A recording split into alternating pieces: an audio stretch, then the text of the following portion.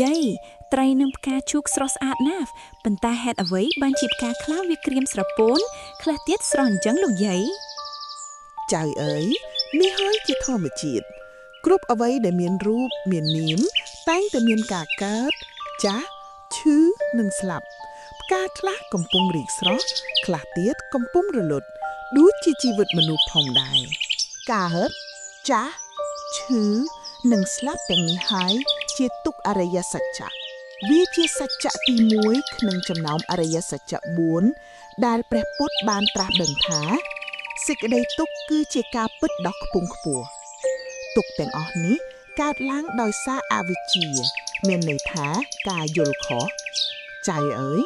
ពេលមនុស្សមិនយល់ពិតអំពីជីវិតនោះទុក្ខនឹងកើតឡើងជានិច្ចតើយើងអាចជៀសផុតពីការរងទុក្ខបានទេលោកយាយ